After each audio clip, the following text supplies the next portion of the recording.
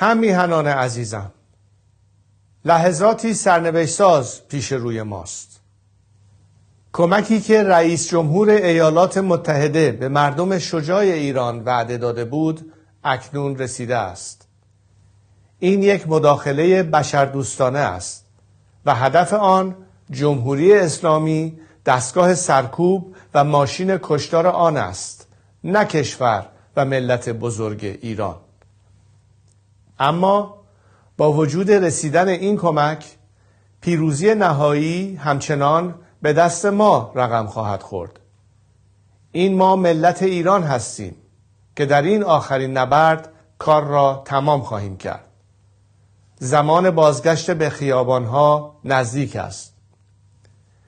اکنون که جمهوری اسلامی در حال فروپاشی است، پیام من به نیروهای نظامی، انتظامی و امنیتی کشور روشن است. شما سوگند خورده اید حافظ ایران و ملت ایران باشید، نه حافظ جمهوری اسلامی و سرکردگانش.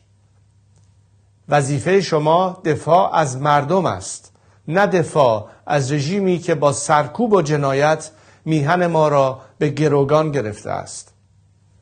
به ملت بپیوندید و به یک گذار باثبات و امن کمک کنید.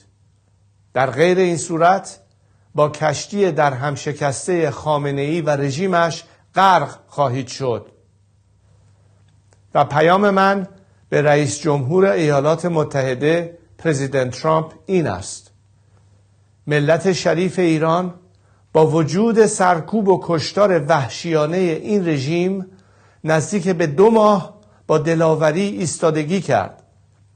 اینک از شما می‌خواهم بیشترین احتیاط ممکن را برای حفظ جان غیر نظامیان و هممیهنانم به کار ببرید. مردم ایران متحدان طبیعی شما و جهان آزادند و یاری شما در سخت‌ترین دوره تاریخ معاصر ایران را فراموش نخواهند کرد. و به شما هممیهنان عزیزم در ایران، در این ساعتها و روزهای حساس بیش از هر زمان دیگر باید بر هدف نهایی خود متمرکز بمانیم: باز پس گرفتن ایران. من از شما می‌خواهم که در حال حاضر در خانه‌های خود بمانید و آرامش و امنیت خود را حفظ کنید. هوشیار و آماده باشید تا در زمان مناسب که به طور دقیق به اطلاع شما خواهم رساند برای اقدام نهایی به خیابانها بازگردید. پیام‌های من را از طریق شبکه‌های اجتماعی و رسانه‌های ماهواره‌ای دنبال کنید. اگر در اینترنت و ماهواره اختلال ایجاد شد، از طریق امواج رادیویی با شما در تماس خواهم بود. ما به پیروزی نهایی بسیار نزدیکیم.